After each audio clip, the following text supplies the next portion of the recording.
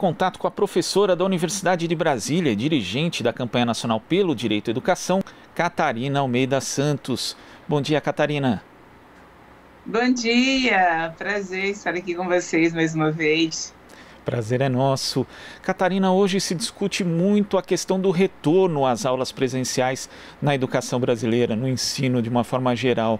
Só que assim, às vezes a gente acompanha os debates, vê na TV, mesmo nos jornais, tem presidentes de instituições privadas da área falando a respeito e a gente vê muito pouco profissional da educação sendo ouvido. Você acha que esse debate está sendo conduzido da forma correta, Catarina?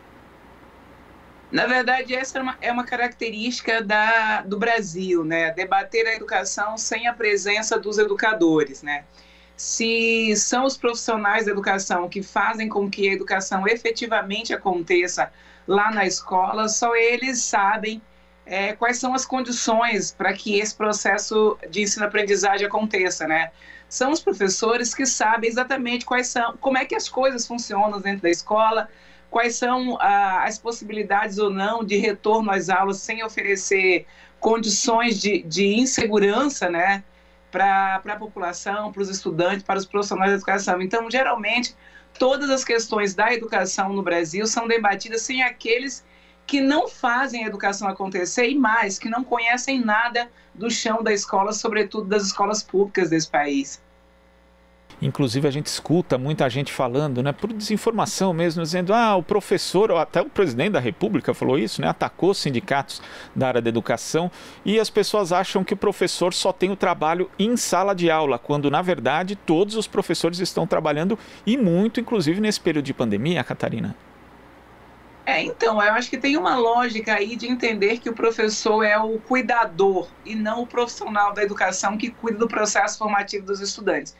Eu acho que eu não conheço nenhuma rede de ensino, nenhum professor, mesmo aquelas redes que não estão com calendário letivo em andamento ou que estão só desenvolvendo atividades pedagógicas, os professores estão trabalhando, não só os professores, né, mas os demais profissionais têm trabalhado desde o início da pandemia, desde o primeiro contato com os estudantes, desde do socorro às vulnerabilidades que os nossos estudantes têm, desde cesta básica, e os professores articularam, porque os professores são aqueles que conhecem cada aluno. São os professores que estão à frente nesse momento, colocando o calendário letivo em andamento e sabendo quais são os seus alunos que não estão tendo contato, que não estão se desenvolvendo, procurando formas de desenvolver o processo de ensino-aprendizagem, muitas vezes sem apoio do sistema, ou na maioria das vezes sem apoio do sistema que joga a responsabilidade nas mãos da escola. Então os professores não pararam, assim como os demais profissionais de educação, não pararam de trabalhar desde que a pandemia começou. Então tem uma noção muito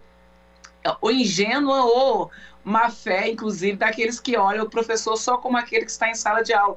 Inclusive mostra para a gente nesse momento que o trabalho do professor não é só sala de aula, o professor trabalha muito além da sala de aula, preparando aula, corrigindo atividade, pensando coisas que possam realmente fazer com que os seus estudantes possam aprender.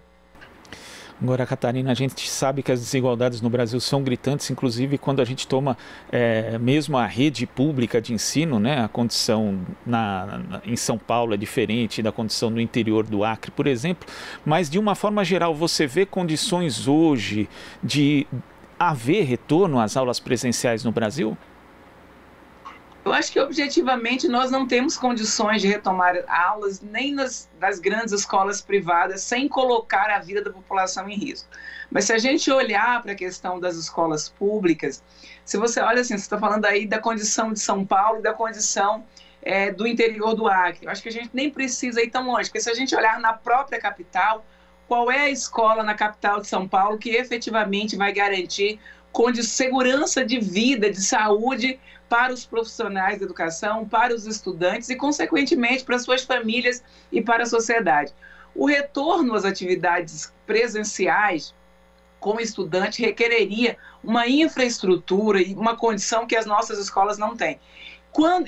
Na verdade, o processo de ensino-aprendizagem nas diferentes etapas do ensino é um processo que exige contato, que exige a proximidade, né? Então, objetivamente, se nós retomarmos as aulas de forma presencial, sobretudo nesse momento, é dizer que nós estamos com o compromisso de colocar a vida e a saúde das pessoas em risco. E colocar isso, inclusive, sem ter um planejamento para o dia seguinte. E se nós retomarmos e explodir novamente o número de casos? Como é que está o nosso sistema de saúde? Como é o nosso planejamento para o dia seguinte? Então, existe um conjunto de condições que nós teríamos que garantir na rede antes de pensar em retornar, que os sistemas de ensino não garantiram e não vão garantir, porque no fundo, querem jogar a responsabilidade para a escola e para os seus professores e demais profissionais e não assumir por parte dos nossos gestores. Tá certo, Catarina, queria agradecer a sua participação aqui no Jornal Brasil Atual e até a próxima. Eu que agradeço, estou sempre à disposição. Conversamos aqui com a professora da Universidade de Brasília e dirigente da campanha nacional pelo direito à educação, Catarina Almeida Santos. Você sintoniza Rádio Brasil Atual.